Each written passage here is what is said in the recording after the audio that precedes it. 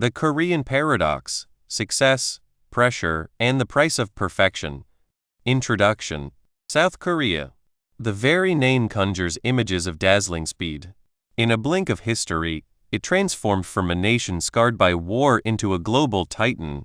Think of the shimmering skyscrapers of Seoul that pierce the clouds, the infectious rhythms of K-pop that echo across continents, the groundbreaking technology that fits in our pockets, and the captivating stories told on our screens.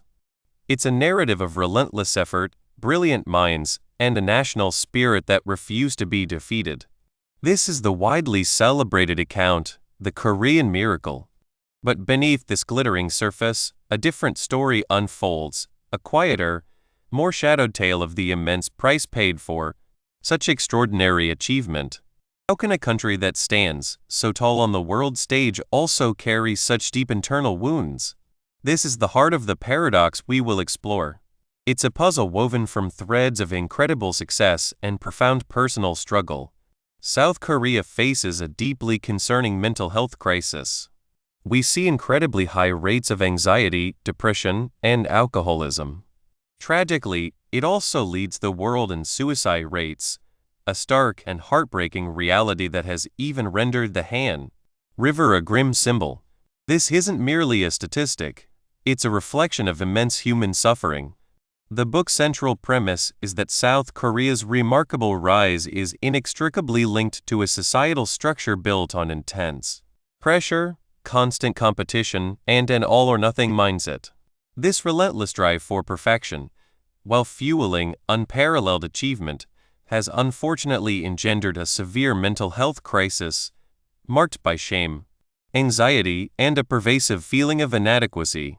This is the core of what we call societal pressure and mental health, how the collective demands and expectations of a society can profoundly affect the inner lives of its people. To comprehend this paradox, we must examine the forces that shaped it. The all-or-nothing mentality is not accidental. It is a deeply ingrained way of thinking, a formula for success that compels individuals to excel through intense social pressure, constant competition, and relentless scrutiny. This pressure begins incredibly early, often in kindergarten, with the expectation of perfect scores and entry into the most prestigious universities. This unyielding pursuit of the top, of absolute success, leaves little room for anything less. The roots of this pressure stretch back through history. Following the Korean War, the nation faced a desperate need for survival and rapid economic growth. This urgency, coupled with the constant fear of invasion, created an environment where national progress was paramount. There was scant time or space to focus on individual well-being. The collective good, the nation's very survival, demanded everything. This historical imperative laid the groundwork for a culture of intense effort and sacrifice. Beyond history, cultural values play a significant role. Confucianism, deeply embedded in Korean society, emphasizes the importance of the group, the family's honor, and the concept of collective responsibility. While these values can foster strong community bonds, they can also create immense pressure to conform and a deep-seated fear of bringing shame upon oneself or one's family. When this is combined with the demands of modern capitalism, the ceaseless pursuit of material success, status, and outward appearances, the pressure intensifies. Korea has, in essence, adopted some of the most demanding aspects of both Confucianism, like judgment and shame, and capitalism, like materialism and endless striving. This confluence of conflicting values can lead to significant stress and despair, which many perceive as the unintended collateral damage of Korea's remarkable success. This intense societal pressure exerts a profound psychological impact. When the standards are impossibly high and there is no margin for error, falling short can result in overwhelming shame and a deep sense of inadequacy. The all-or-nothing mindset dictates that if you are not the absolute best, you are perceived as a failure. Furthermore, the rigid structures of Korean work culture, where long hours and unwavering dedication are often expected, can leave individuals feeling a lack of personal control or agency, further contributing to stress and unhappiness. Social interactions, too, can sometimes feel transactional, driven by achievement and status rather than genuine connection, fostering a pervasive sense of loneliness even within a densely populated metropolis. Yet, within this challenging landscape, there exists immense resilience. The Korean people possess a remarkable capacity to overcome adversity, a strength forged through generations of hardship. Understanding the paradox of South Korea, the intricate link between its dazzling success and its internal struggles with mental health, is the crucial first step.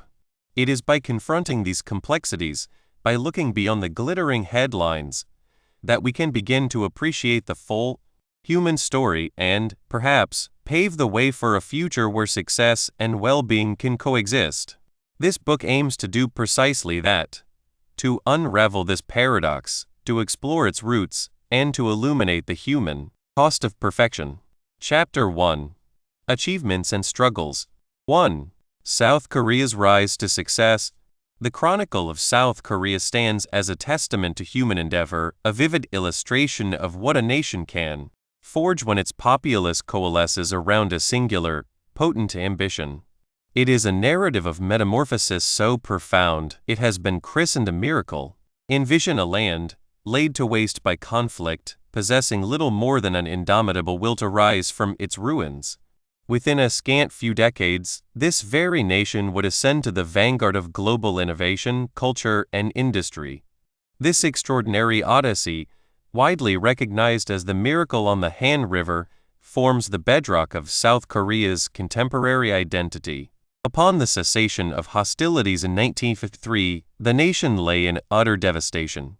Cities were reduced to rubble, industries obliterated, and the horizon was cloaked in an oppressive gloom. Yet, from this crucible of despair, a fierce, unyielding resolve to endure and flourish began to take root. This was not merely a directive from the corridors of power, it was an visceral, shared sentiment that permeated the entirety of society, a profound imperative to validate themselves, to surmount the scars of war and the protracted subjugation under Japanese rule, grip the populace. And palpable sense of urgency pervaded, a conviction that they must, with utmost alacrity, bridge the chasm separating them from the rest of the world. This collective ordeal forged an iron will that would define the nation. The government assumed a pivotal role, orchestrating ambitious blueprints for reconstruction and modernization. Their strategic focus centered on cultivating vital sectors, such as manufacturing, and channeling substantial resources into education. The underlying principle was elegantly straightforward. A populace endowed with superior education would inevitably catalyze innovation and propel economic expansion. However, the impetus transcended mere policy. It was intrinsically linked to the very spirit of the people. Families endured immense sacrifices, toiling through arduous hours, meticulously hoarding every coin, and elevating their children's education to the paramountcy of all concerns. A pervasive understanding prevailed that each individual bore a crucial responsibility in the grand tapestry of national prosperity. This shared ethos of accountability, coupled with an urgent imperative to achieve, generated an unstoppable momentum. What then propelled this extraordinary engine of progress? It was not a measured, temperate approach. Rather, it was fueled by an intense, almost unremitting, pursuit of preeminence. Herein lies the nascent emergence of the Korean paradox. The triumphs were erected upon a foundation of an all-or-nothing philosophy. In essence, it was a strategy for survival. To falter, to cease advancing, was to court obsolescence, not merely for the individual, but for the nation as a whole. This mindset dictated that anything short of perfection was tantamount to failure. It was a creed that demanded absolute devotion and relentlessly tested the limits of human endurance. This fervent drive manifested in a myriad of ways. Enterprises operated around the clock, striving to meet voracious global demand, perpetually innovating and refining their offerings.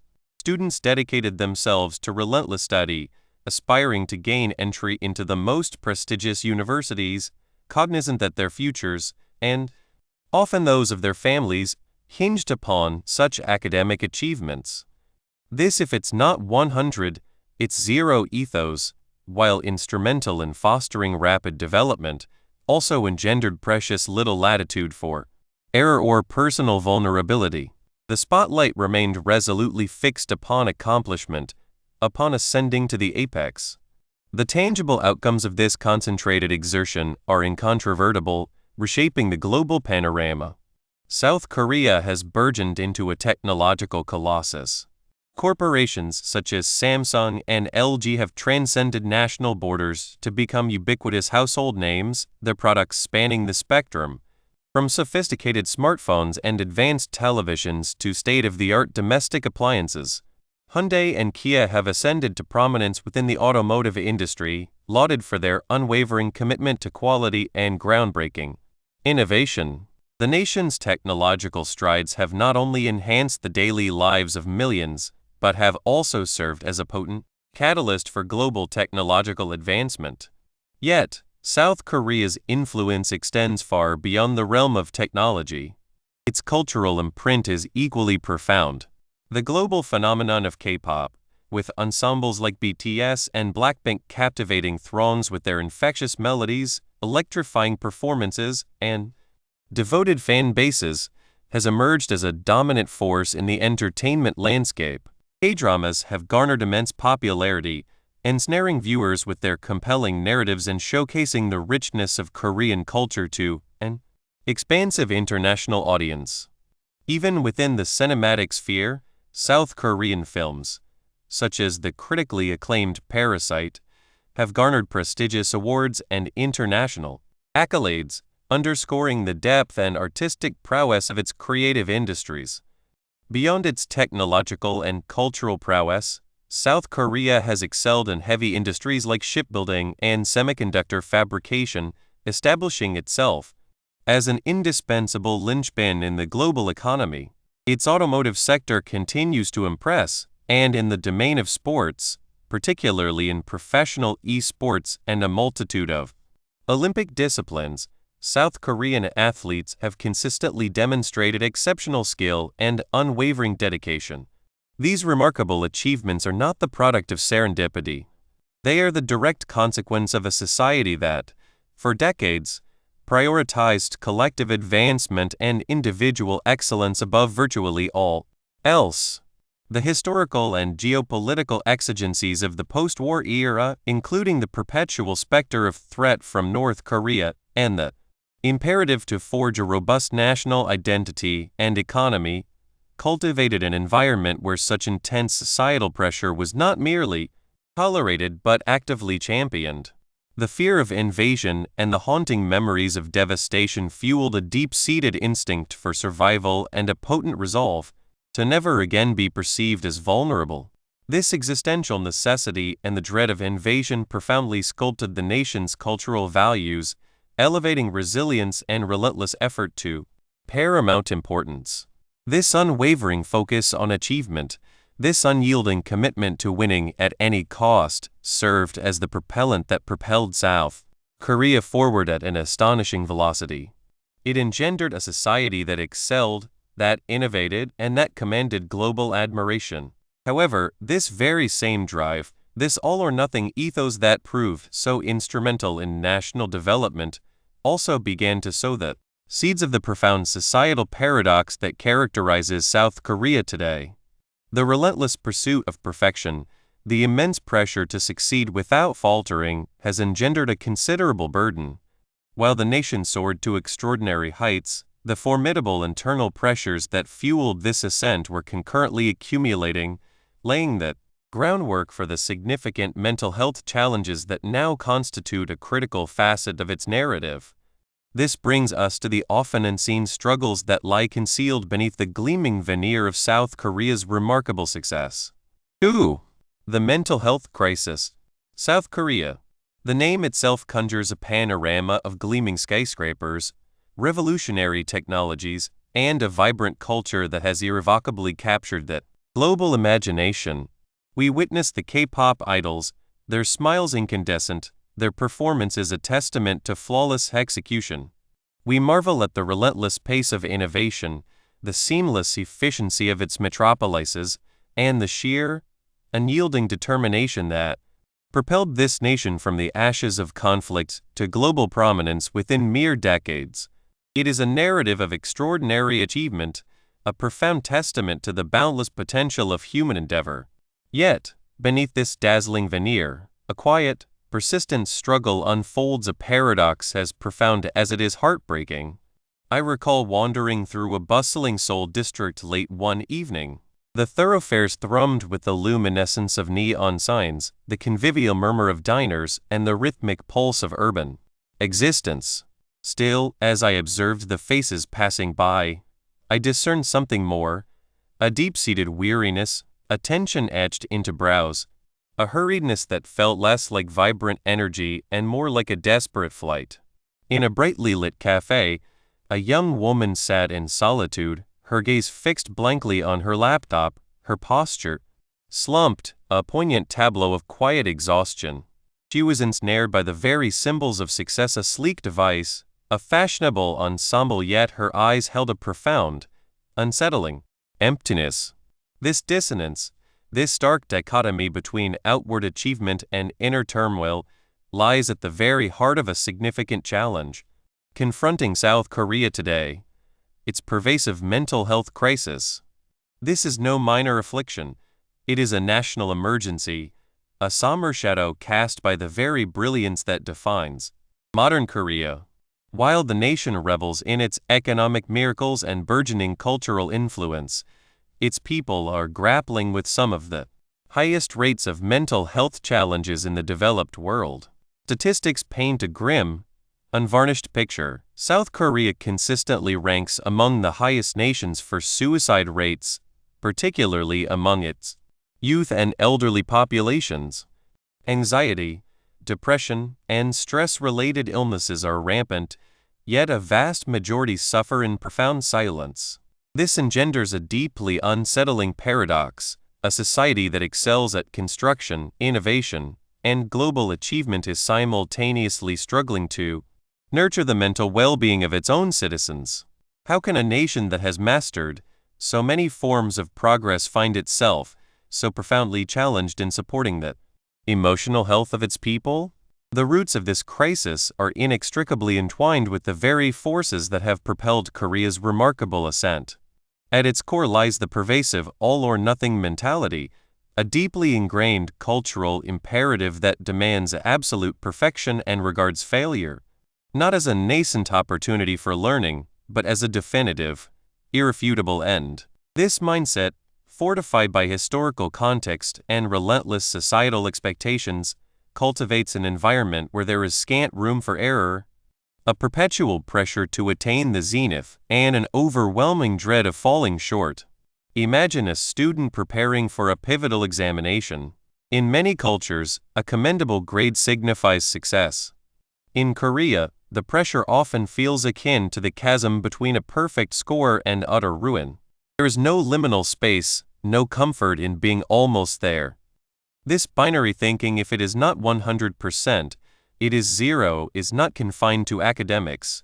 It permeates every facet of existence, careers, relationships, even the presentation of personal appearance.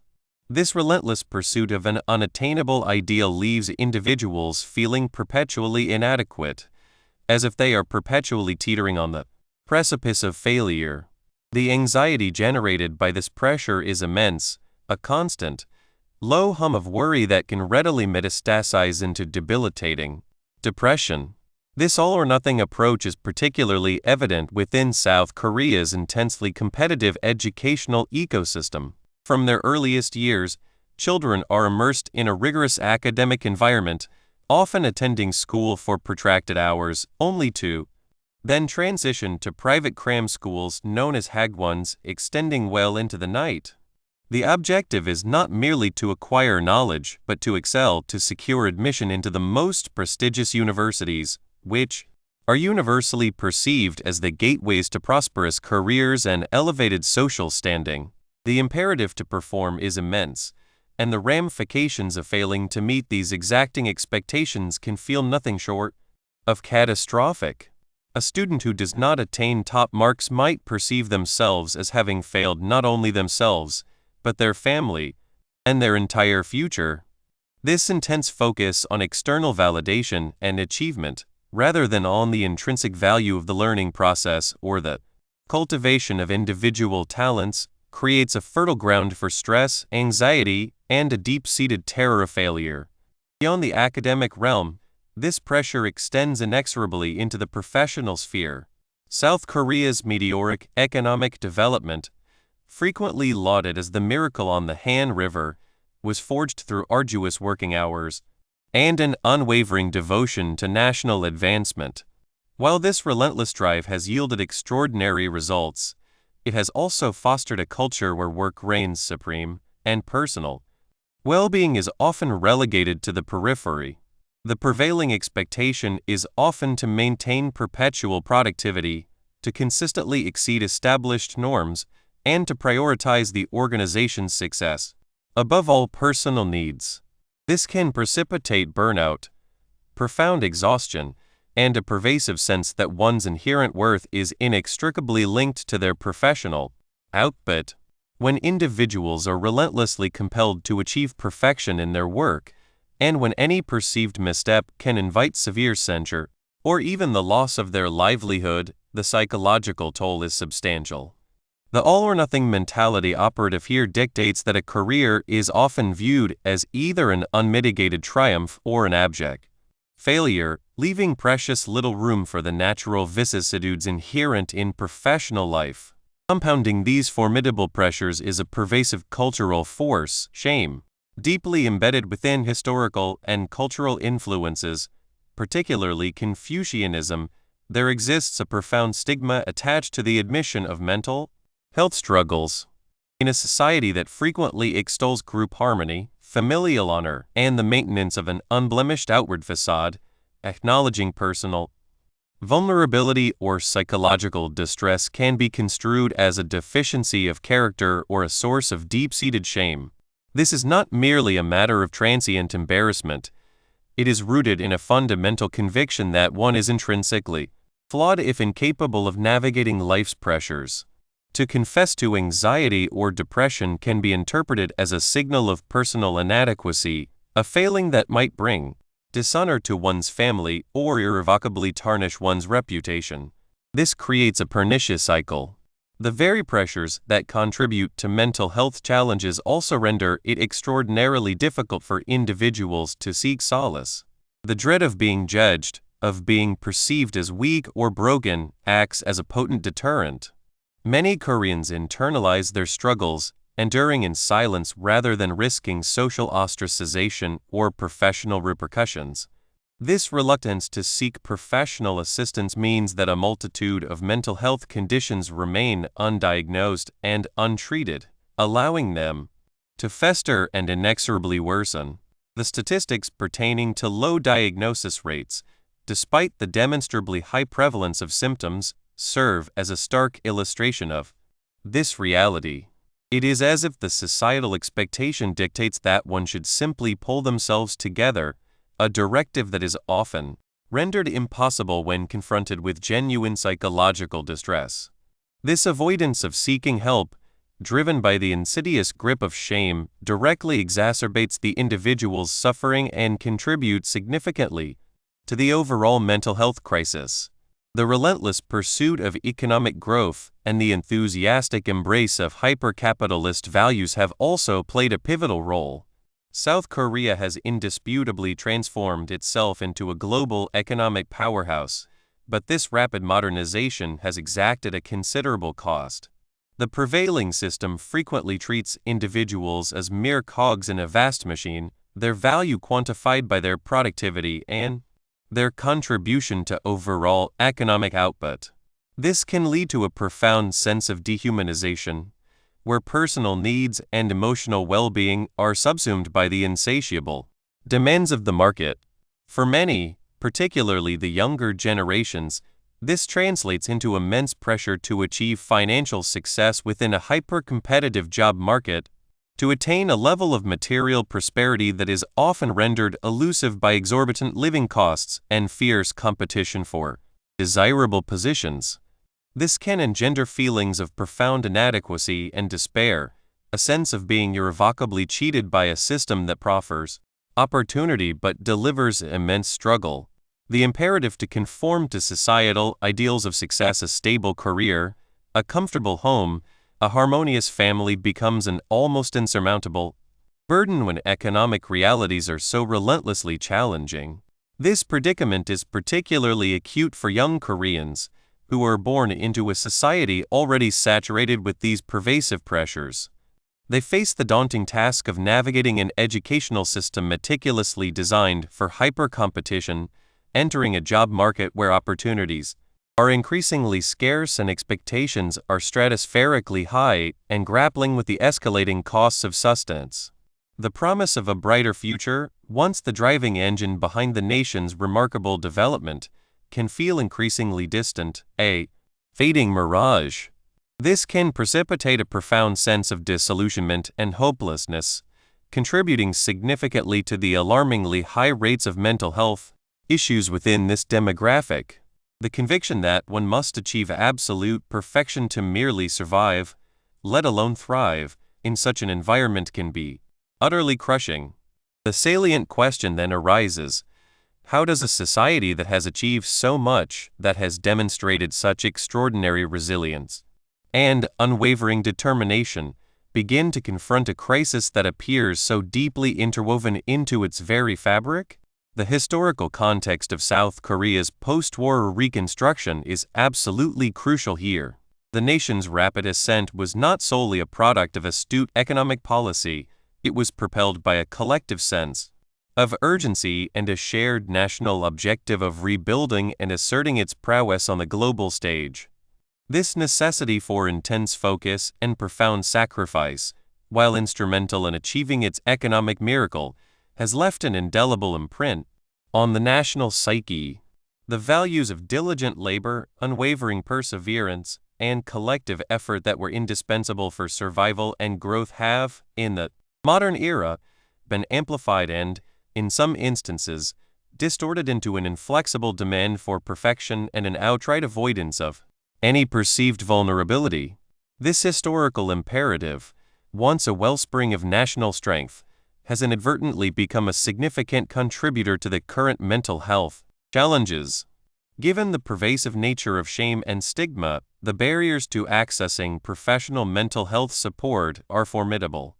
The most significant impediment is the deeply ingrained belief that mental health issues constitute a personal failing rather than a legitimate medical condition.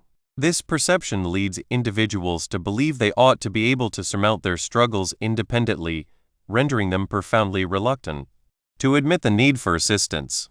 Furthermore, there is often a lamentable lack of understanding regarding mental health conditions and the available therapeutic interventions, fostering misinformation and an attendant fear.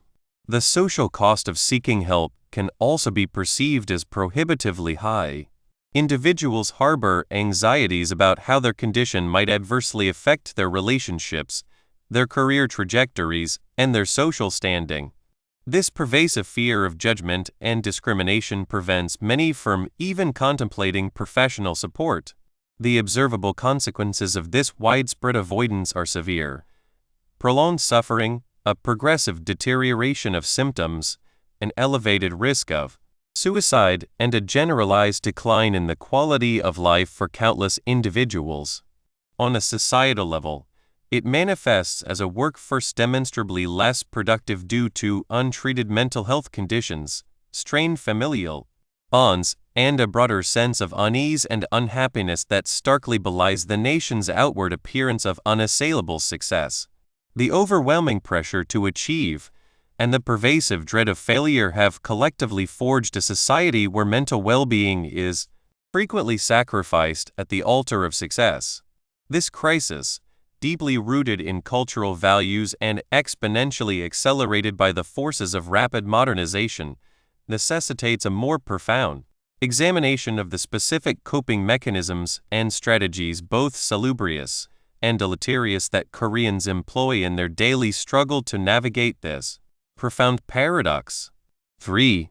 Confucianism's lasting impact. The gleaming skyscrapers of Seoul, the instant global fame of K-pop stars, the cutting-edge technology that seems to spring from every corner of the nation, these are the images that often come to mind when we think of South Korea. It's a narrative of astonishing ascent, a nation that rose from the ashes of war to become a global leader in a remarkably compressed time frame. Yet, beneath this dazzling veneer lies a more profound story, one that whispers of immense exertion, ceaseless striving, and a pressure cooker environment that indelibly shapes every facet of life. To truly grasp this Korean paradox, we must cast our gaze backward, not merely to recent history, but to the very bedrock of Korean society, to a philosophy that has molded its people for centuries: Confucianism. Confucianism, an ancient system of thought originating in China, arrived on Korean shores an immeasurable time ago. It was not merely a religion, it was a comprehensive way of life, a meticulously crafted blueprint for societal organization, familial governance, and individual conduct. And though Korea now stands as one of the most technologically advanced and modern nations on Earth, the echoes of these venerable ideas resonate powerfully throughout its present. They are akin to the hidden roots of a colossal tree, unseen yet vital, anchoring everything and at times bearing down with their weight. Among the most potent tenets of Confucianism is the paramount importance of hierarchy and respect. Envision a pyramid. At its apex reside the elders and those vested with authority: parents, grandparents, educators, employers. Beneath them are the younger generations and those who defer to them. Each individual occupies a designated place, fulfilling a specific role. This structure fostered a society where deference to elders and superiors was not simply a matter of courtesy, but a fundamental obligation.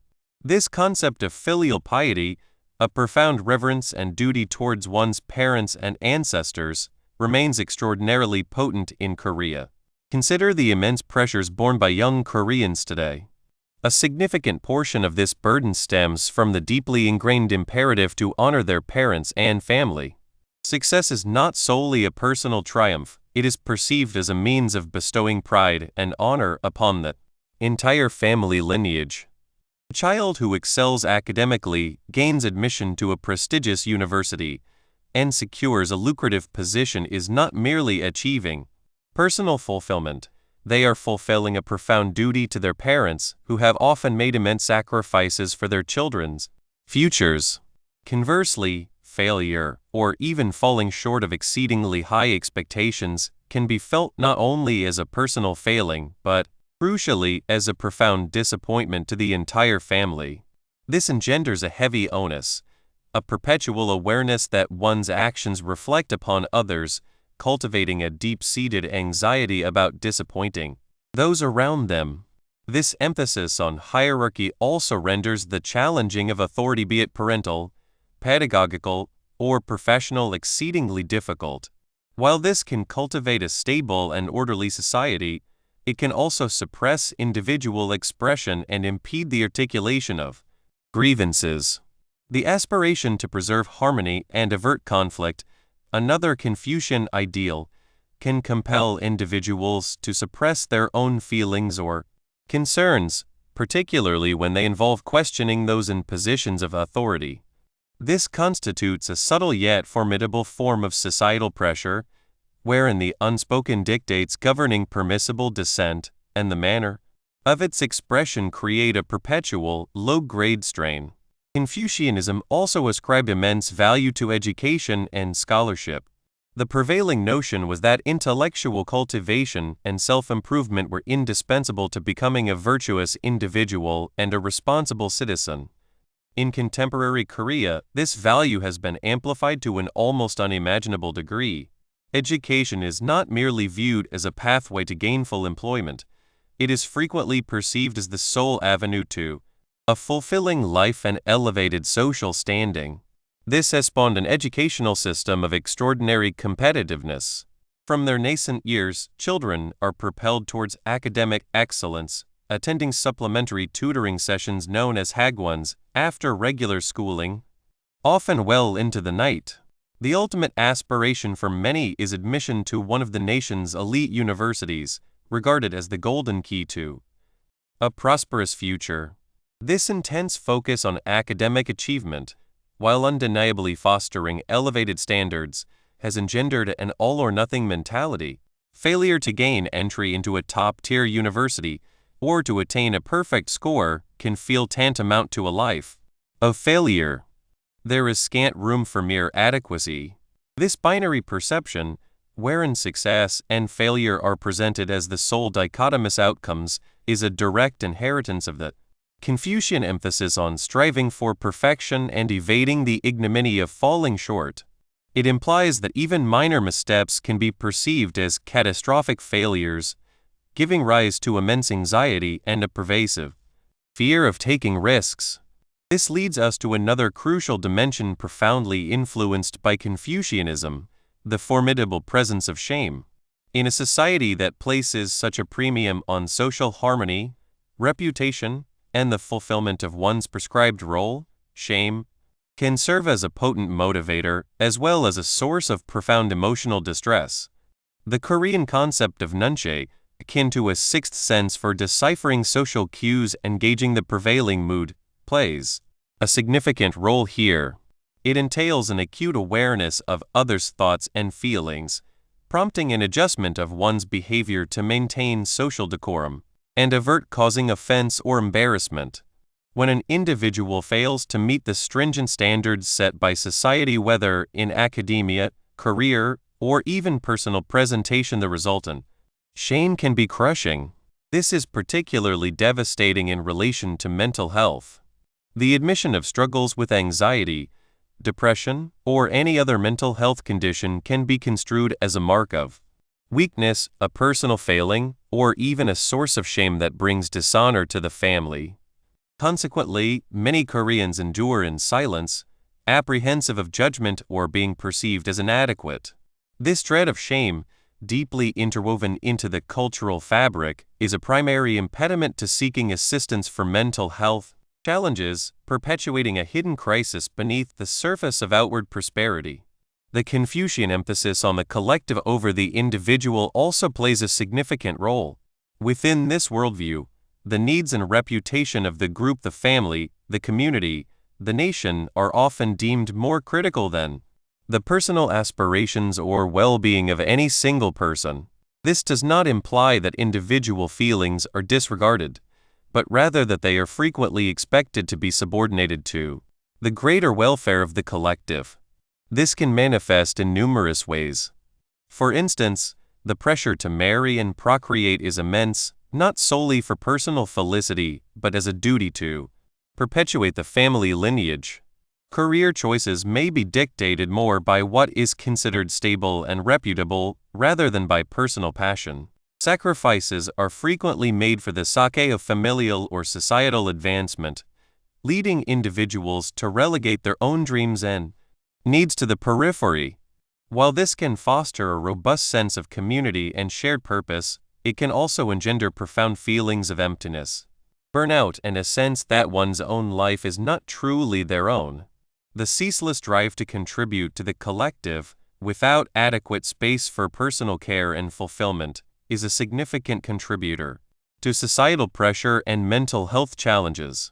The intense drive for success and the fear of failure, so characteristic of modern Korea, can be viewed as a direct evolution of these ancient Confucian ideals. The pursuit of moral perfection and social standing, once central to Confucian philosophy, has been transmuted in the modern era into a relentless quest for material prosperity, academic accomplishment, and social prestige. There exists a pervasive sentiment that one must be the absolute best, or one is nothing. If one is not ascending the ladder at breakneck speed, one is falling behind. This encapsulates the essence of the all-or-nothing mentality, a mindset that allows for minimal margin for error, personal struggle, or simple contentment with one's current circumstances. It is a high-stakes game where the repercussions of not prevailing feel unbearable, a mindset that directly fuels the anxieties and pressures so prevalent today. Thus, while the ancient tenets of Confucianism may appear distant from the gleaming skyscrapers and digital hyperconnectivity of modern Seoul, their influence persists as a potent, often imperceptible, force shaping the nation's unyielding pursuit of excellence. This deeply ingrained cultural legacy, however, casts a long shadow, creating fertile ground for the very anxieties and pressures that fuel South Korea's mental health crisis. Comprehending this historical bedrock is essential, but the narrative does not conclude with ancient philosophy. The forces of rapid industrialization and global capitalism have amplified these pressures, forging a unique and often devastating contemporary reality. 4. Economic growth and its effects. South Korea's metamorphosis from the ruins of war to a global economic powerhouse is a narrative frequently lauded as the miracle on the Han River, a saga that continues to captivate the world. Picture a nation, ravaged and impoverished, its landscape scarred by conflict and years of foreign dominion, left with little but desolation and a profound sense of loss. Then, within a mere handful of decades, it underwent a breathtaking transformation, blossoming into a land of gleaming metropolises, pioneering technology and globally recognized brands. This was no mere stroke of fortune, it was a national imperative, a desperate struggle for survival and a fervent desire to assert its presence on the world stage. For the Korean people, economic prosperity transcended mere financial gain. It was intrinsically linked to national pride, to the very prospect of a future, and to the fundamental right to stand tall with dignity. This conviction forged an atmosphere where failure was simply not an option, a starkly defined all-or-nothing scenario for the entire populace. The government's role in this monumental shift was undeniably pivotal. Strategic blueprints were meticulously crafted, emphasizing export-oriented industries and fostering the growth of colossal business conglomerates, colloquially known as cabals. Bolstered by international aid and, most crucially, by the unyielding labor and unwavering resolve of its citizens, South Korea not only rebuilt, but surged forward with a speed and resilience that defied widespread expectations. Individuals toiled through arduous hours, willingly sacrificing personal time and comfort in the fervent pursuit of a brighter tomorrow. This collective endeavor, this shared aspiration for prosperity, became the very bedrock upon which modern Korean society was constructed. This relentless focus on rapid reconstruction and growth inevitably cultivated a society where competition became an ingrained ethos. The rivalry was not confined to corporate entities vying for market dominance. It permeated the lives of individuals, fostering a fierce personal contest. Success ascended to become the ultimate arbiter of worth, and the specter of failure, the dread of falling behind, became a deeply felt apprehension. It was within this crucible that the nascent tremors of the intense, high-pressure environment that characterizes contemporary South Korea began to manifest. Education was universally perceived as the ultimate key, the primary conduit for upward social mobility. Parents relentlessly propelled their offspring toward academic excellence, acutely aware that superior grades were the gateway to the most prestigious universities and, consequently, to the most coveted professions. This imperative transformed the educational system into a veritable battlefield, where each examination score, each positional ranking, felt fraught with existential weight. It devolved into a zero-sum game. One individual's triumph necessitated another's regression. This fervent competition, ignited within the hallowed halls of academia, was destined to reverberate through every facet of life. On the surface, South Korea presented an image of unalloyed success.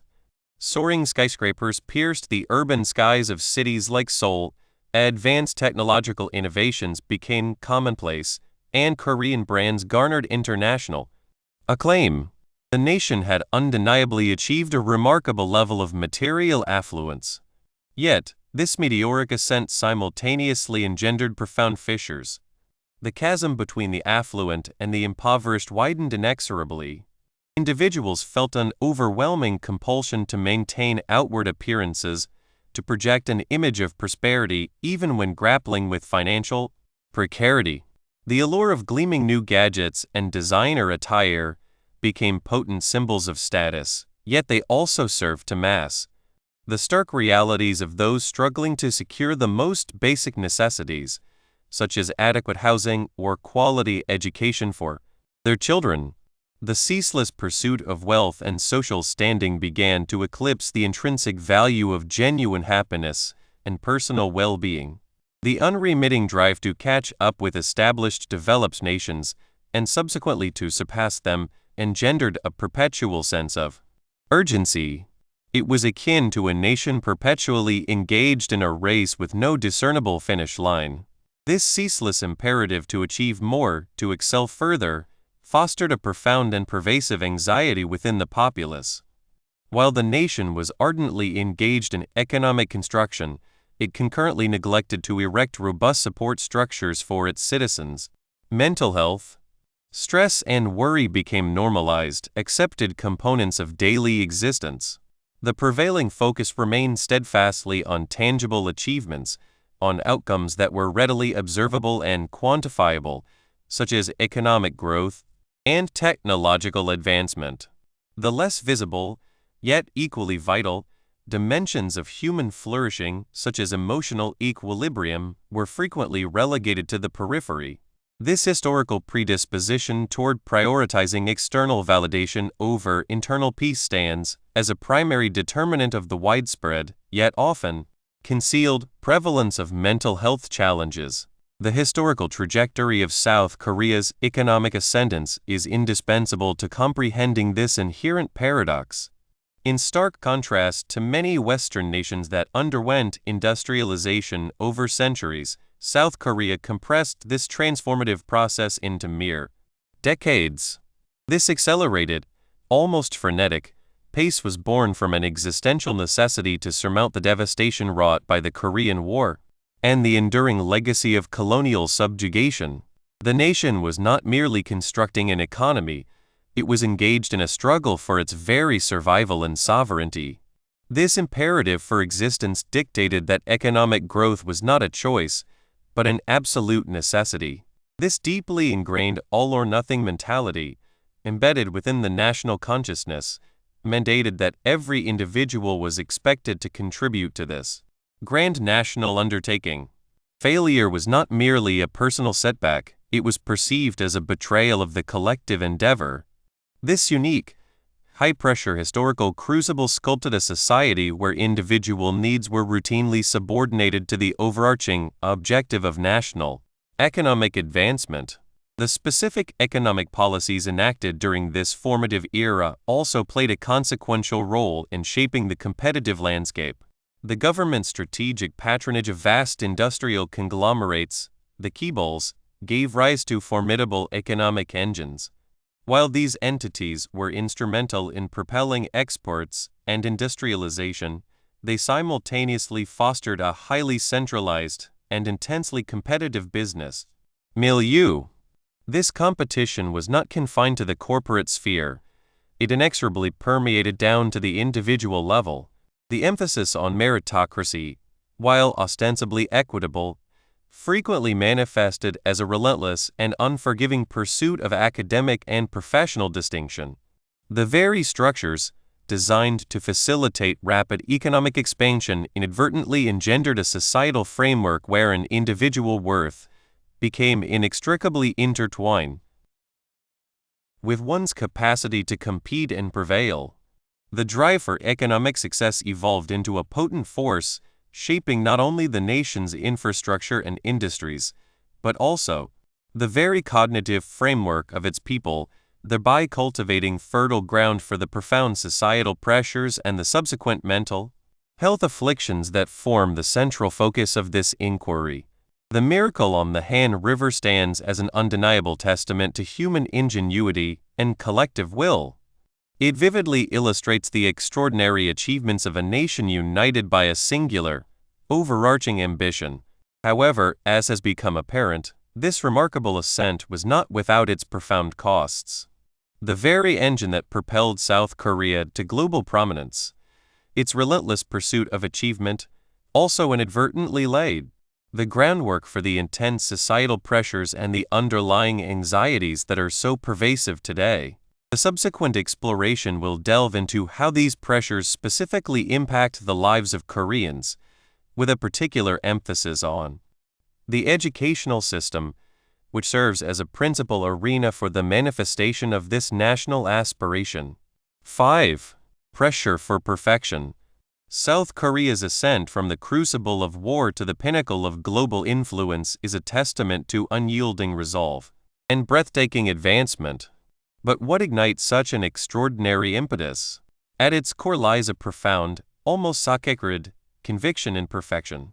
It is a belief that murmurs, and at times roars, that anything short of absolute flawlessness is simply insufficient. This transcends mere academic achievement or accolades. It is an ethos, a cultural decree that sculpts self-perception and the world as it is perceived. Envision a student, let us name her Ji-won. From her nascent steps into academia, the imperative is unequivocal. Ascend to the zenith. Every examination, every assignment, every contest is an arena for self-validation. Should she attain a score of 99 out of 100, it elicits not jubilation for a near-perfect result, but a disquieting contemplation of that solitary absent point. Within the Korean milieu, that 99 can resonate as a deficiency, a subtle intimation of insufficient effort or intellectual capacity. This 100% or nothing ethos is more than pedagogical. It is a national mandate. It signifies that to reside below the absolute apex is to be perceived as languishing. This conviction, that no middle ground exists between ultimate triumph and abject defeat, engenders an immense crucible for all. It propels individuals toward remarkable feats, undoubtedly, but it simultaneously constricts the latitude for error, for the iterative learning process, or for the simple virtue of being adequate. This unremitting demand for perfection serves as a formidable engine for national prosperity, yet it is also a significant contributor to the pervasive, gnawing anxiety and pervasive sense of inadequacy experienced by so many. This intense fixation on perfection did not materialize ex nihilo. Its origins are deeply entrenched, tracing back to an era when mere survival constituted the paramount objective. In the aftermath of the Korean War, the nation lay in ruins. The imperative to reconstruct, to bridge the chasm of development with the global community, and to fortify against any future existential threat, fostered an urgent, almost desperate, pursuit of progress. This was a period when every iota of exertion, every moment of focused attention, had to yield tangible returns. To falter was not an option, it was an existential peril for the entire populace. Consequently, a culture of extreme dedication and an absolute repudiation of error began to coalesce. The populace learned that to endure and flourish, they had to embody perfection, or at the very least, pursue it with every fiber of their being.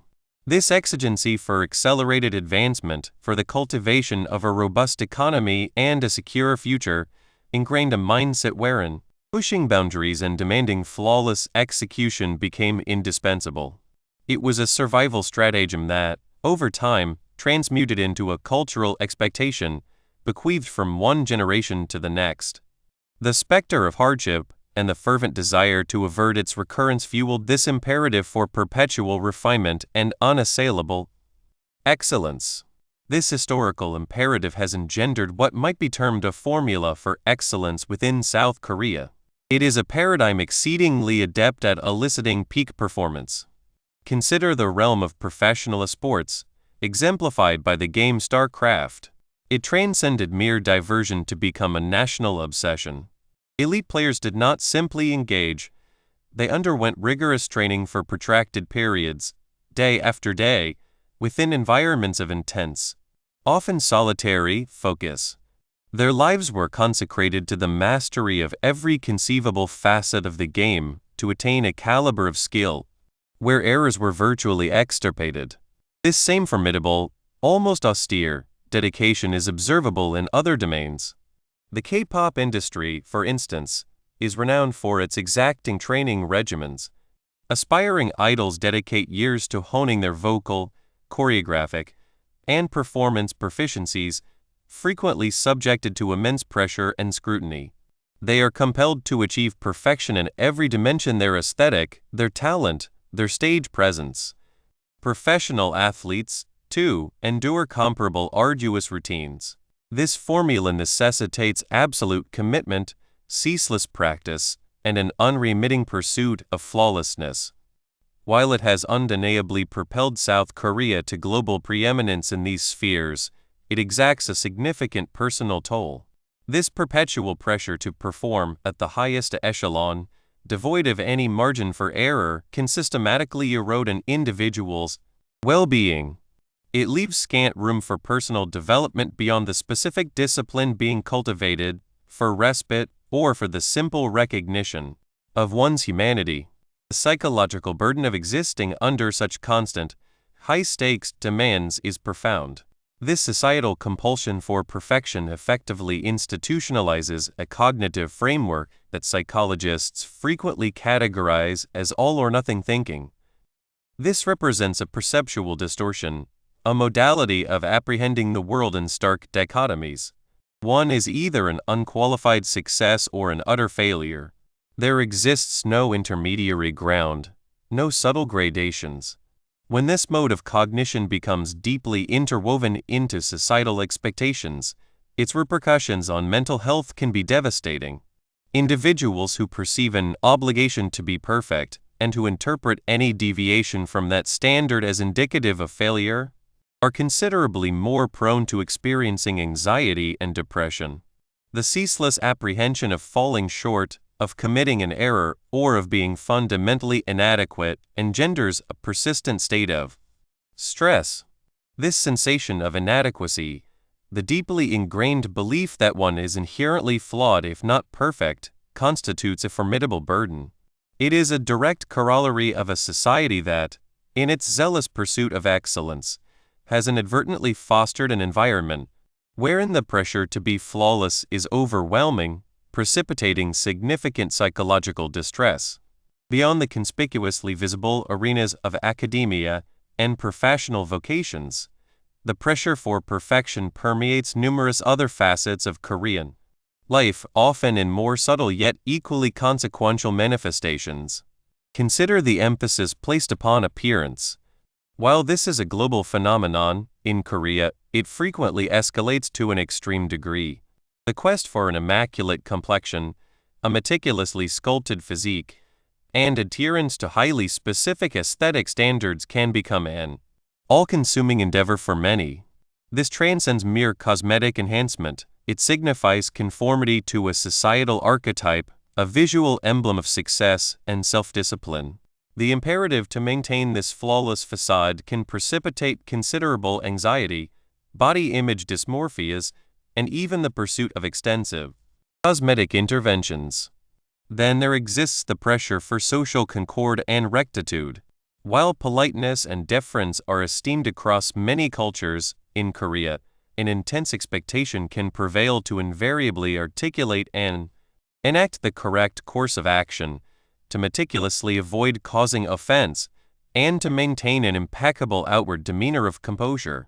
This can lead individuals to suppress their authentic sentiments or perspectives for fear of disrupting the social equilibrium or appearing imperfect. The psychological cost of perpetually monitoring one's comportment and discourse, and of withholding genuine emotions, can be immense, contributing to feelings of isolation and inauthenticity. Even within the sphere of personal relationships, the pursuit of perfection can manifest. An unspoken expectation may arise for partners to be idealized for one another, or for families to project an unblemished image to the external world. This can foster a strained dynamic, wherein genuine connection is relinquished in favor of preserving an idealized facade.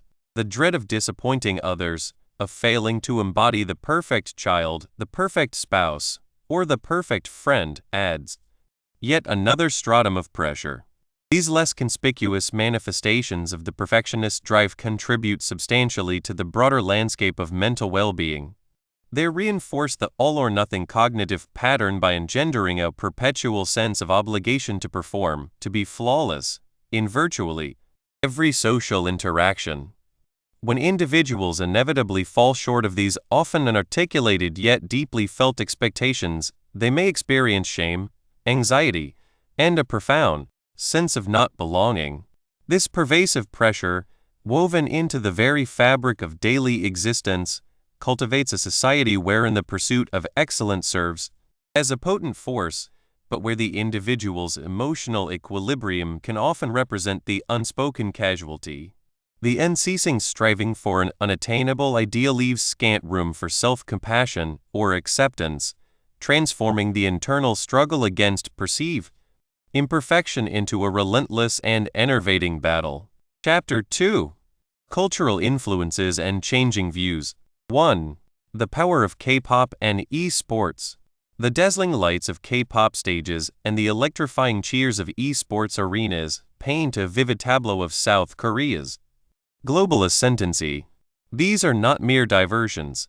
They are potent distillations of the nation's very essence, a testament to its relentless drive, its prodigious talent, and its formidable capacity for reaching the zenith.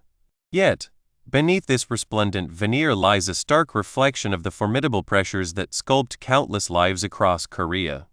They illuminate the intricate weave of perfectionism, the imperative to reign supreme, and the gnawing dread of obsolescence that are inextricably bound to the very fabric of success. Consider a K-pop ensemble such as the globally revered BTS.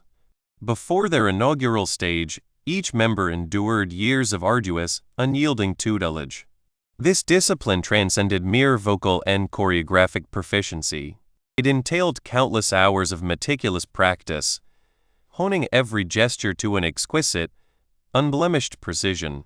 They mastered foreign tongues to connect with an international fan base, cultivated their stage presence, and learned the delicate art of media navigation. This was no casual pursuit, it was a full-time, all-consuming vocation undertaken from an impressionable age. A single imperfect step, a faltering note, a deviation from the exacting standards of their mentors, felt like an abysmal failure. This is the stark manifestation of an all-or-nothing ethos, where anything short of absolute perfection is deemed insufficient. This crucible of intensive training is not exclusive to K-pop. It finds its echo in the educational odyssey of innumerable young Koreans. From their nascent years, students are propelled towards academic excellence, the attainment of superlative grades, and entry into the most esteemed universities. A pervasive sense of urgency dictates that to falter is to be irrevocably left behind. This hyper-competitive milieu commences early, profoundly shaping self-perception and the appraisal of one's capabilities. K-pop and esports amplify this societal pressure, thrusting it into an unblinking spotlight. Trainees and players exist under perpetual scrutiny, subject to constant judgment and comparison. Their lives are wholly dedicated to achieving peak performance, with the specter of inadequacy or outright failure a constant, unwelcome companion. This mirrors the societal mandate for achievement, where success is often conflated with happiness and inherent worth, and failure carries an ignominious weight. The realm of esports, with its professional gaming virtuosos, offers another salient illustration. Figures like Lee Sang-hyuk, globally recognized as Faker, command the adulation afforded to sporting titans. Yet, their ascent is equally, if not more, demanding. Envision dedicating 10, 12, or even more hours daily to the intricate mastery of a video game. This is not mere play. It is the rigorous analysis of strategy, the refinement of lightning-fast reflexes, and the assimilation of every nuanced detail within the game's architecture. These players are often adolescents when they embark on this path, forsaking conventional schooling and social development. The pressure to secure tournament victories, maintain elite rankings, and continuously evolve is immense. A single sub per season, a pivotal lost match in a major championship, can feel like the premature end of a nascent career. This ferocious competition, where only the most exceptional can endure and flourish, directly mirrors the broader competitive spirit pervading Korean society. The collective aspiration to attain the number one position is palpable, and the dread of falling short can be suffocating. This environment fosters pervasive anxiety and stress, as the definition of success narrows to an unforgiving binary, champion or oblivion. The global triumph of K-pop and esports elevates their stars and players to the status of national icons. They are perceived as potent symbols of South Korea's global stature and influence. Ensembles like BTS have engaged with world leaders and addressed the United Nations. Esports athletes are lauded for bestowing national pride. This is undeniably commendable, fostering a sense of collective identity and accomplishment. However, this exalted position imposes an extraordinary burden on these individuals. They are expected to embody flawless role models, perpetually radiating positivity and unblemished success. Their public personas must be immaculate, and any misstep, any flicker of vulnerability or struggle invites harsh censure. This relentless pressure to project an image of effortless, perpetual perfection can be profoundly damaging. It compels them to mask their authentic emotions, their anxieties, and their exhaustion. They become living embodiments of the national aspiration, an aspiration forged from relentless labor and the suppression of personal hardship, a core component of the societal pressures and mental health challenges under examination.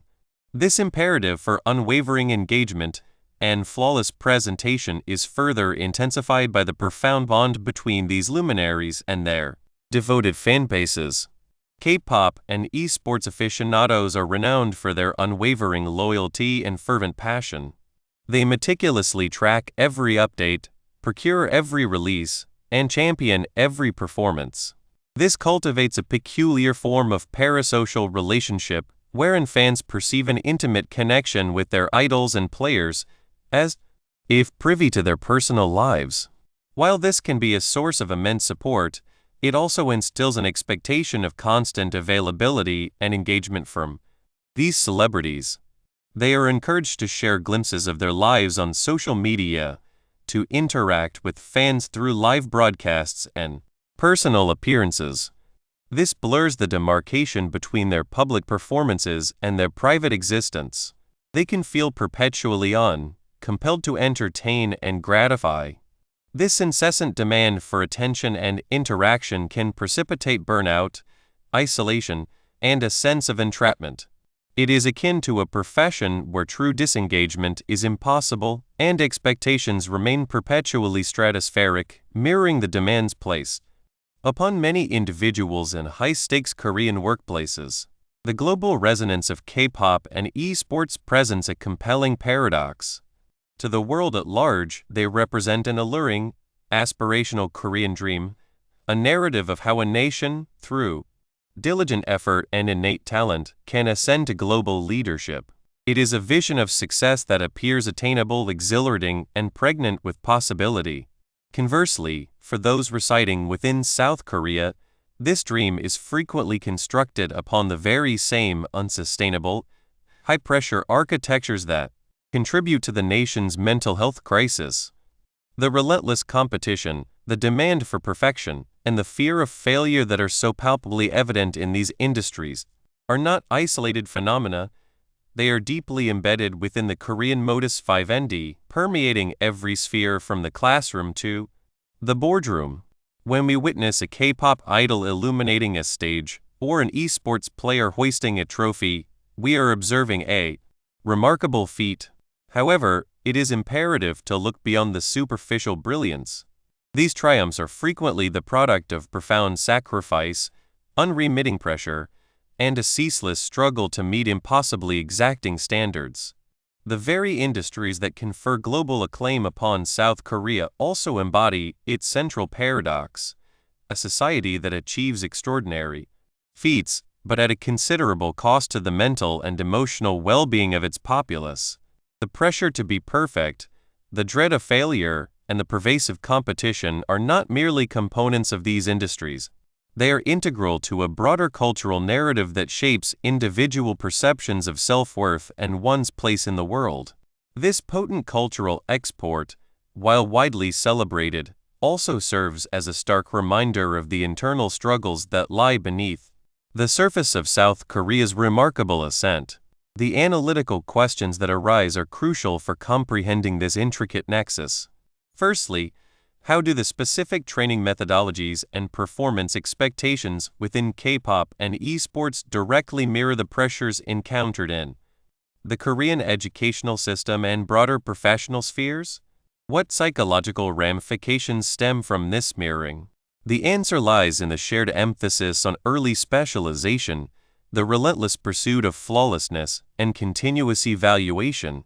In education, it pertains to grades and university entrance examinations. In K-pop and esports, it concerns debut success, chart positions, and tournament victories. Both systems cultivate an all-or-nothing mentality. If one is not at the pinnacle, one is perceived as having failed.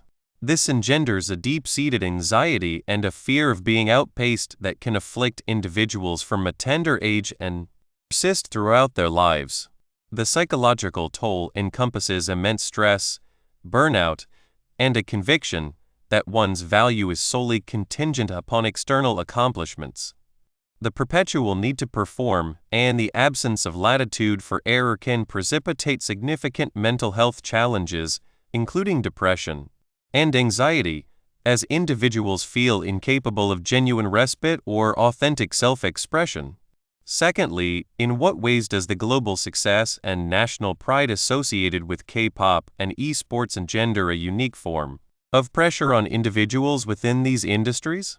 How does this pressure contribute to the paradox of outward achievement masking internal distress?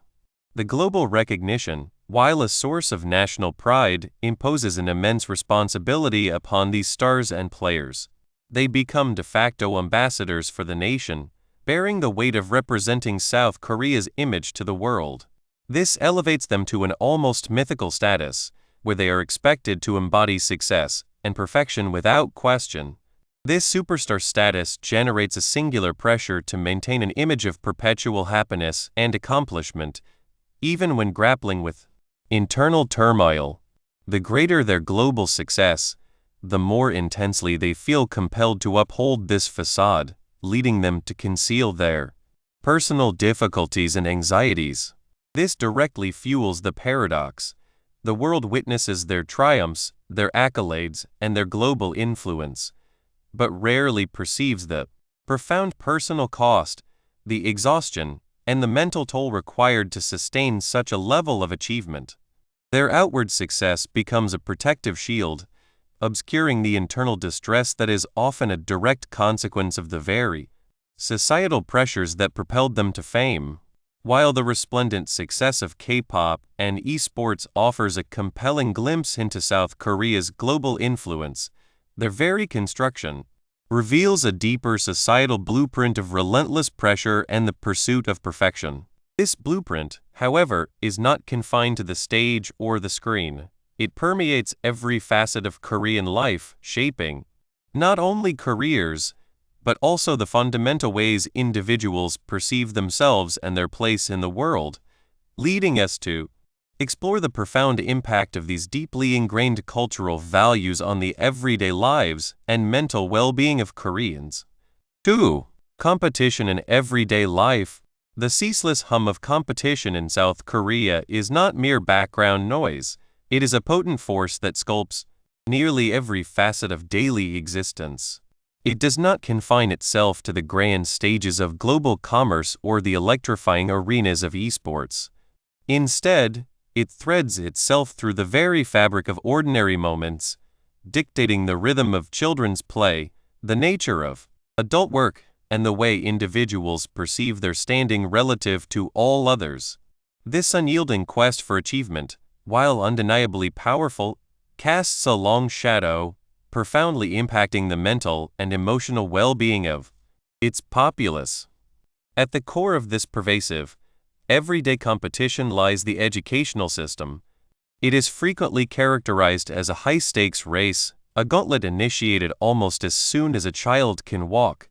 From the earliest years, the singular focus is on academic excellence, on the attainment of perfect scores. This is not merely about learning, it is about vanquishing opponents. Parents invest prodigious resources into private tutoring academies, known colloquially as hack ones. These after-school institutions form a critical pillar of the educational landscape, offering supplementary instruction, rigorous exam preparation, and specialized coaching. It is within these institutions that children often spend their evenings and weekends, surrendering playtime and repose in a fervent bid for academic ascendancy.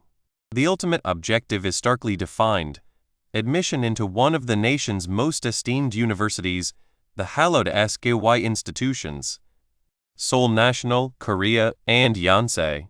These establishments are regarded not simply as centers of higher learning, but as indispensable gateways to future prosperity and elevated social standing.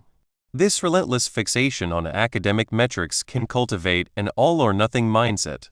The absence of a perfect score can be perceived as an absolute, irretrievable defeat. A 99% might be deemed insufficient, a clear indication of being relegated to the losing side of the contest. This breeds an atmosphere of crushing pressure.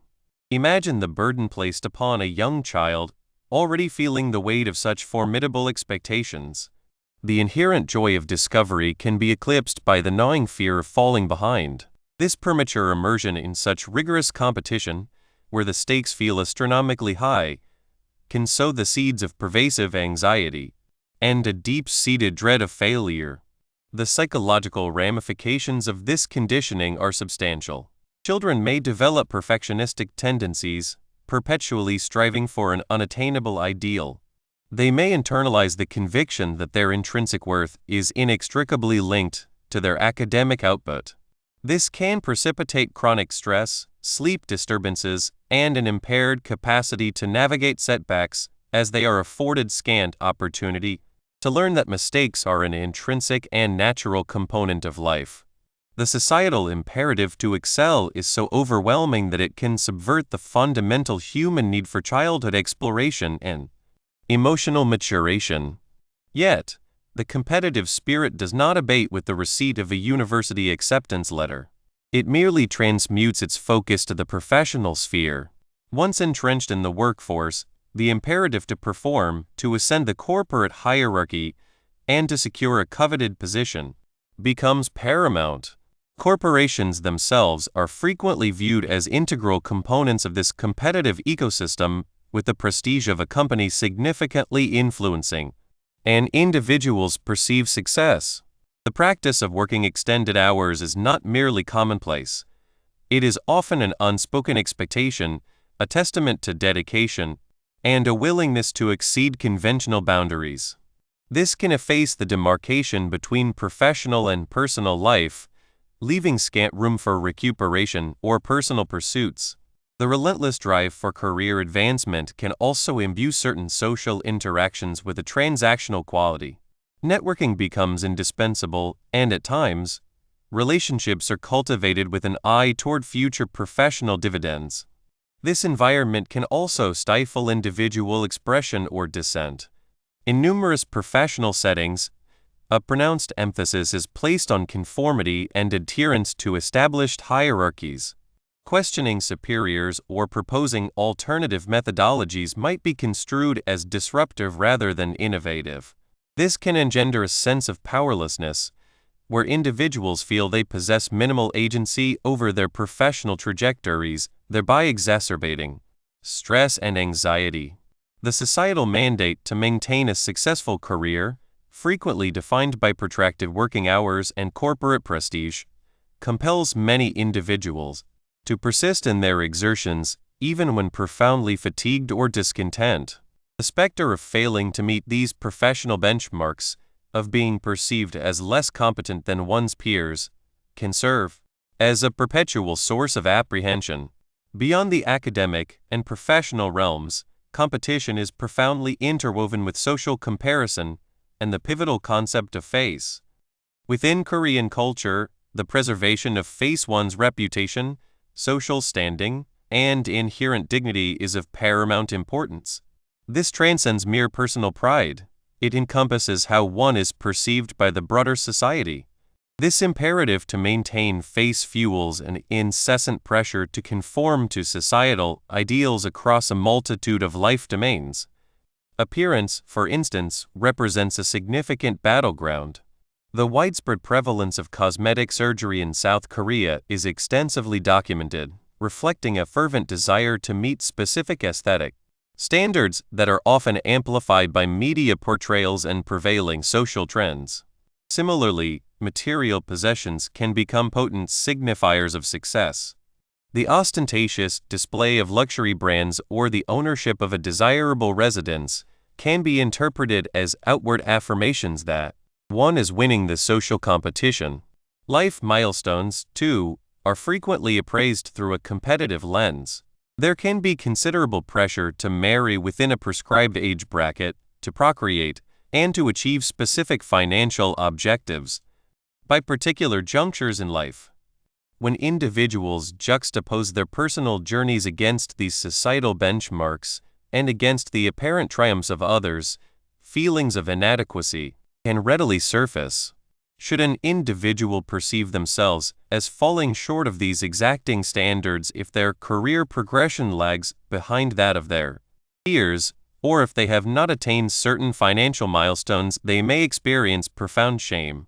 Shame is a potent emotion, deeply tethered to the dread of ostracism or negative societal judgment. The unremitting awareness of others' perceived successes, amplified by social media and conspicuous displays of wealth and status, can intensify this comparative process to an almost unbearable degree. It engenders a cyclical dynamic wherein individuals feel compelled to project an image of success, even if their internal reality is one of profound struggle, thereby reinforcing societal pressures and their detrimental impact on mental health. It is also imperative to acknowledge that the experience of competition has undergone a generational metamorphosis. While competition has invariably been an intrinsic element of Korean society, its intensity and the specific pressures it engenders have evolved. The older generations, who navigated the post-war era, often contended with a distinct form of hardship, a drive for fundamental survival and national reconstruction. Their competitive spirit was frequently animated by a collective aspiration to uplift the nation from poverty. Today, however, younger Koreans confront a disparate set of challenges. Notwithstanding South Korea's remarkable economic advancement and global prominence, a pervasive sense of disillusionment afflicts many young individuals. They grapple with escalating living costs, particularly housing expenses, and widening financial disparities. They may perceive that the opportunities available to them are more limited or more elusive than those that were accessible to their parents. This can foster a sensation of having been cheated, that despite their prodigious efforts, the commensurate rewards are not forthcoming. The rapid development that propelled the nation to success also introduced novel pressures. For instance, studies indicate that younger Koreans frequently prioritize financial security and stability above all else when assessing their happiness, a sentiment that may diverge from their American counterparts, who might place greater emphasis on health and interpersonal relationships. This generational divergence underscores how the specific context of competition shapes its impact on mental well-being. For contemporary young Koreans, the pressure to succeed within a fiercely competitive milieu, compounded by economic anxieties, can precipitate a profound sense of uncertainty regarding the future and a feeling of being ensnared. They are navigating a society that extols achievement but frequently offers diminished safety nets, thereby amplifying the perceived stakes of failure. How does this deeply entrenched all-or-nothing mentality, so pervasive within the Korean educational framework, directly contribute to the genesis of anxiety and a fear of failure in children? This question probes the very bedrock upon which young minds are molded. From a tender age, children are immersed in an environment where perfection is the ultimate desideratum. The pressure to attain top marks is immense, and any outcome falling short of flawlessness can be construed as a significant dereliction. This unceasing emphasis on achieving the absolute zenith, with scant latitude for error or for learning from missteps, can engender a persistent state of anxiety. Children may become excessively preoccupied with their performance, fearing that any transgression will precipitate dire repercussions for their future prospects. This can culminate in a chronic sense of unease and a marked reluctance to embrace risk, as the potential for failure feels insurmountably daunting. The long-term psychological consequences are profound. Individuals may develop perfectionistic traits that persist into adulthood, leading to ongoing stress, burnout, and impediments in forging healthy relationships. They may internalize the conviction that their intrinsic value as human beings is inextricably tied to their accomplishments, rendering them acutely vulnerable to feelings of inadequacy when they inevitably encounter challenges or setbacks.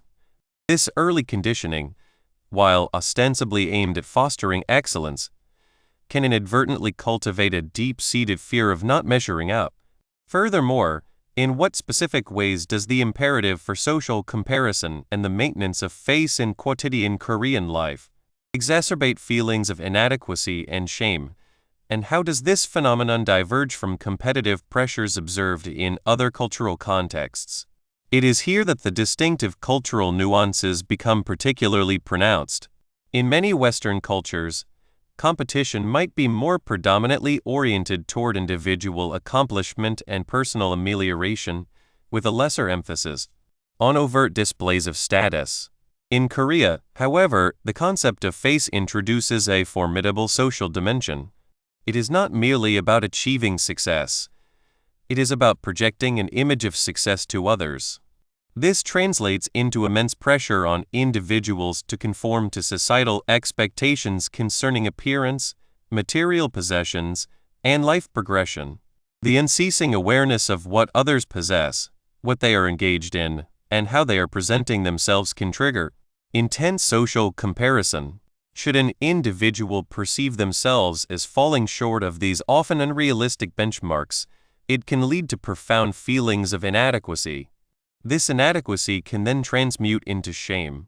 Shame is a profoundly agonizing emotion that arises from the conviction of being fundamentally flawed or unacceptable.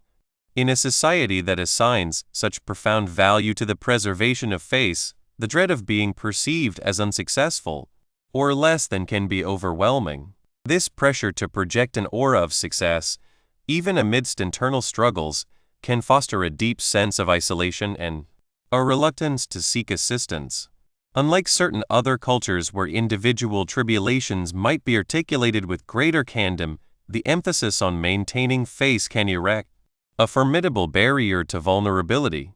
This renders the experience of inadequacy and shame particularly acute, as individuals are often left to confront these feelings in solitude, thereby intensifying societal pressures and their deleterious impact on mental health. The paradox lies in a society that has achieved such remarkable external success, yet grapples internally with the profound personal cost of that relentless pursuit.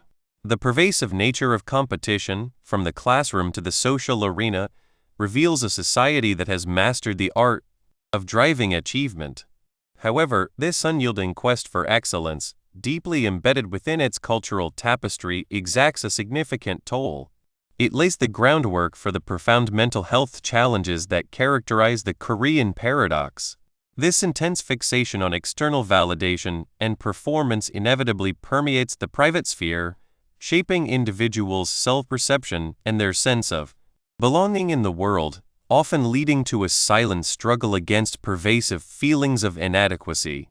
3. Generational shifts in mental health attitudes. The landscape of Korean consciousness regarding the mind and emotions has undergone a profound metamorphosis. It is akin to observing a garden unfurl, where venerable blossoms cling to their ancestral hues while nascent buds reach, with fervent aspiration towards the sun. This seismic shift in the discourse and comprehension of mental well-being constitutes a pivotal element of the Korean paradox. How a nation can achieve such stratospheric success yet grapple so intensely with the inner lives of its populace. For a multitude of elder Koreans, the crucible of their formative years was one of unyielding hardship. In the aftermath of the Korean War, the nation embarked upon a monumental task of reconstruction. Existence was distilled to the imperatives of relentless toil, unwavering fortitude, and the suppression of complaint.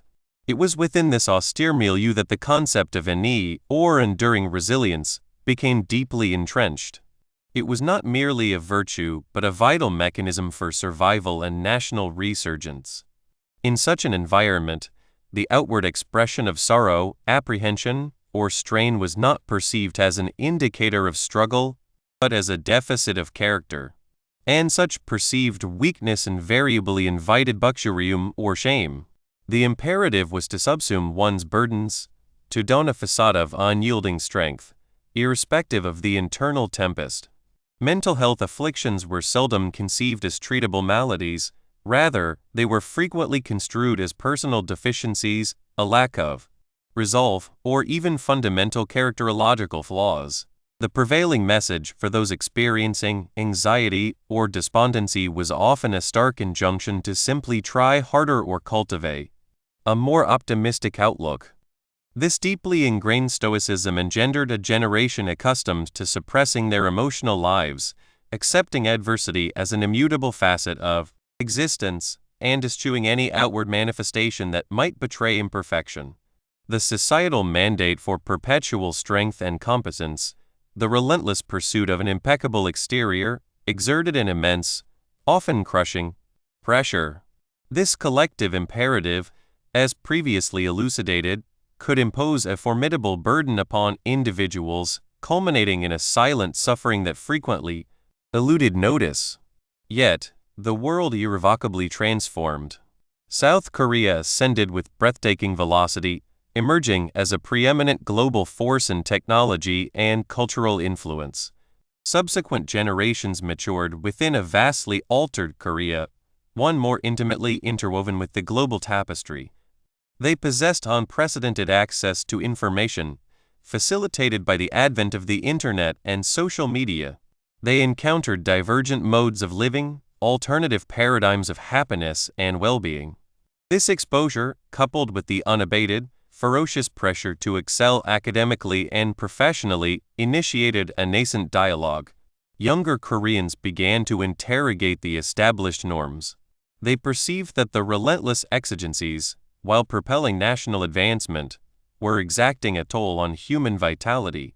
A dawning realization emerged. Experiencing anxiety or sadness was not indicative of fragility, but a universal human condition, and often a signal that intervention was warranted. Social media emerged as a transformative catalyst. Suddenly, individuals found avenues for more candid articulation of their thoughts and emotions, discovering kinship with others who shared similar internal landscapes. Even K-pop, celebrated for its meticulously curated image, occasionally broaches themes of struggle and mental health, revealing that even its luminous stars contend with challenges. This normalization fostered a greater sense of permissibility for young people to voice their own difficulties. The concept of mental health began its migration from the shadows of taboo to the illuminated space of discourse, comprehension, and treatment. It gradually assumed the character of any other health concern, an entity demanding care and attention. Digital resources, mental health blogs, and social media campaigns collectively amplified this burgeoning awareness. The younger generation commenced to reframe therapy not as an admission of failure, but as an instrument for self-cultivation, a means to attain deeper self-understanding and navigate the exigencies of contemporary existence.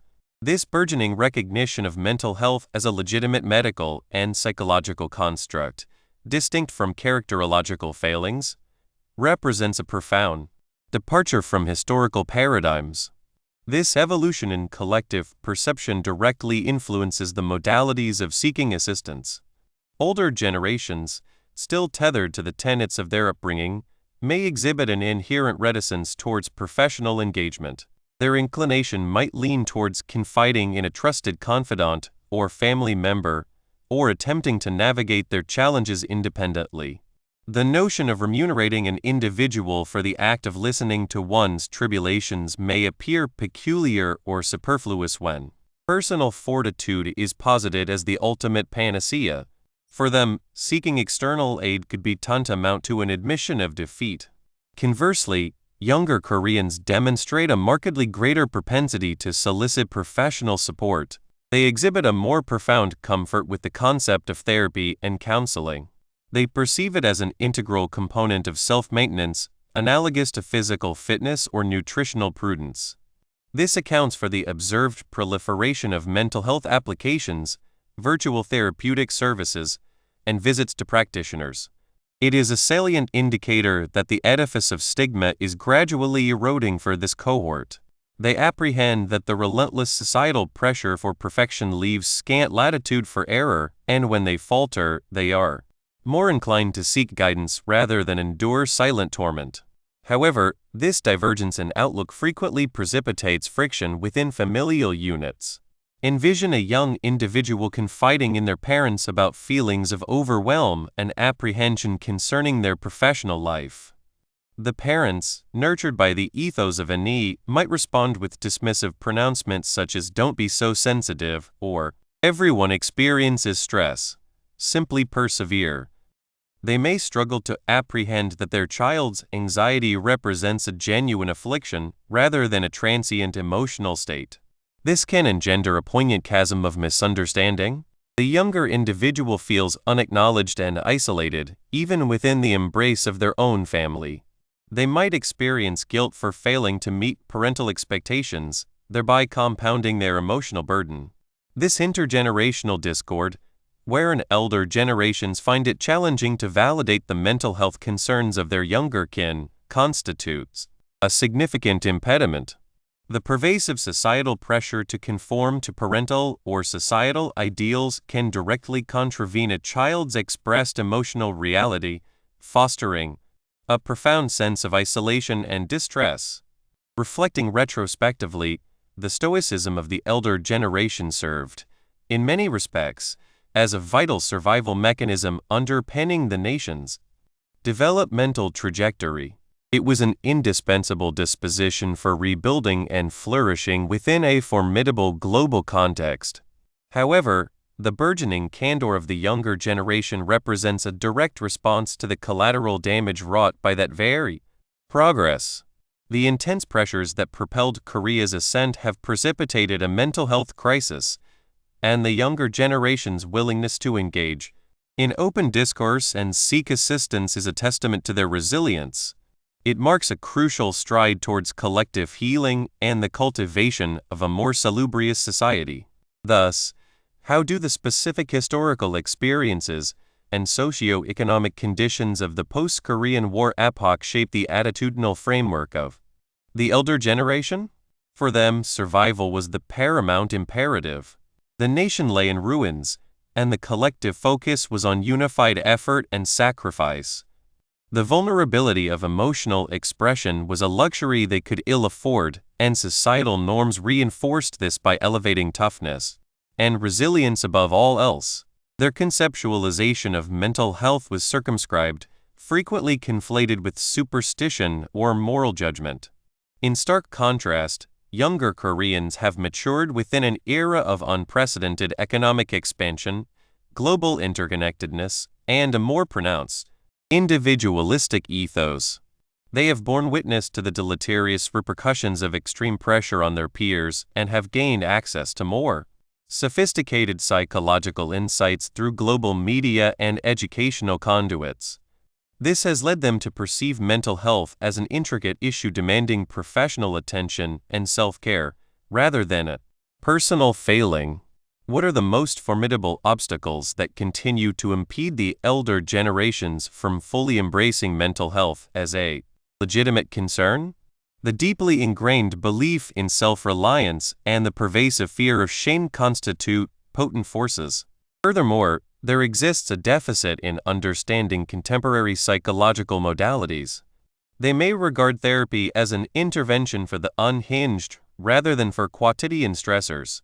This can manifest in their interactions with younger family members through dismissiveness, impatience, or a propensity to proffer simplistic counsel that fails to address the underlying etiology of the issue. They may also harbor anxieties regarding the potential repercussions of acknowledging mental health struggles on the family's repute or social standing.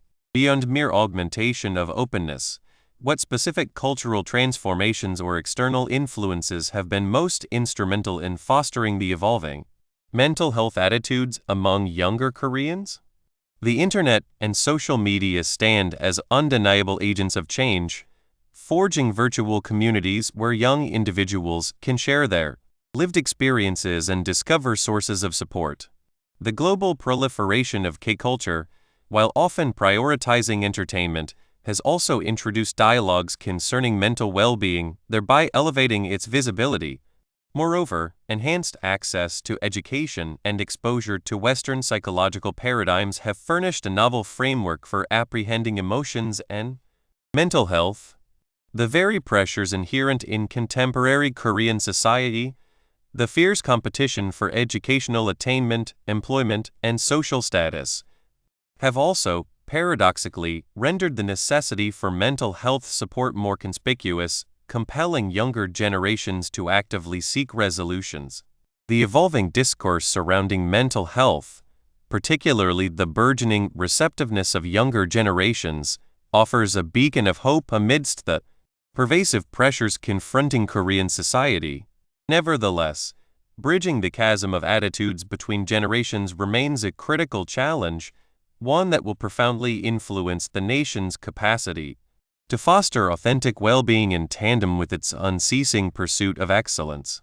This intergenerational dynamic sets the stage for an examination of how societal structures themselves are beginning to adapt, or conversely, failing to adapt, to these shifting perceptions. The disparity between enduring traditions and emergent needs underscores the ongoing struggle to harmonize collective achievement with individual human experience. Conclusion: South Korea stands as a resplendent testament to modern ingenuity, a nation that has, with astonishing celerity, ascended to the zenith of fields as varied as technological innovation, global entertainment, and international commerce. Yet, beneath this incandescent veneer of success lies a profound and poignant paradox, a society meticulously constructed upon relentless ambition and fierce competition simultaneously grapples with some of the world's most acute mental health challenges. This book has meticulously navigated the intricate tapestry of factors that have woven this reality, delving into how the very forces that propelled Korea to global prominence have also cast an enduring shadow over the psychological landscape of its populace. We have observed that these extraordinary achievements are not divorced from the intense pressures that birthed them, but are, in fact, inextricably entwined. This concluding discourse seeks to bind these disparate threads, reinforcing the potent nexus between societal exigency and mental well-being, and to cast a hopeful gaze towards a future wherein this paradox may begin to unfurl into a more harmonious equilibrium. The engine that has propelled South Korea's meteoric rise is, without question, its deeply ingrained culture of extraordinary effort and an unyielding devotion to the pursuit of excellence. This is often characterized by an all-or-nothing ethos. Consider the years of unremitting practice dedicated by a K-pop idol, the countless hours consumed by students in preparation for pivotal examinations, or the unwavering commitment of technological pioneers pushing the very boundaries of human possibility. These are not merely instances of diligent labor, they are potent manifestations of a foundational conviction that only the absolute pinnacle of achievement is deemed sufficient. This drive, forged in the crucible of post-war reconstruction and a burning imperative to vie on the global stage, demanded nothing less than total immersion. The educational infrastructure, the professional arena, and even the expectations of familial bonds all serve to reinforce this singular decree. One must attain perfection, or be branded a failure. This ceaseless pursuit of an unblemished outcome, while undeniably a formidable catalyst for progress, affords scant latitude for missteps, for respite, or for the natural, inherent rhythms of the human experience.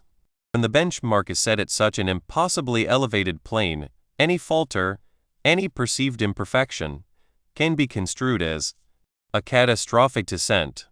It is within this very dynamic that the engine of success begins to falter, cultivating fertile ground for pervasive anxiety and a gnawing sense of inadequacy. The very structures meticulously designed to foster achievement, the demanding academic institutions, the fiercely competitive job market, often operate as pressure cookers, amplifying stress and leaving individuals feeling irrevocably ensnared. This unremitting demand for perfection inevitably engenders a profound and burdensome weight of shame and inadequacy. Within a society that places such immense value on outward markers of success and strict adherence to societal norms, mental health struggles are frequently perceived not as a medical affliction, but as a personal deficiency. The deeply entrenched cultural imperative to preserve one's reputation, to uphold familial honor, and to project an image of unruffled composure renders the admission of anxiety or depression a perceived profound betrayal of these cherished ideals. It is here that the concept of societal pressure and mental health crystallizes with stark clarity. The collective mandates for accomplishment and the pervasive fear of social censure coalesce to forge a formidable internal critic. When individuals perceive themselves as falling short of these stratospheric expectations, the resultant shame can be utterly debilitating.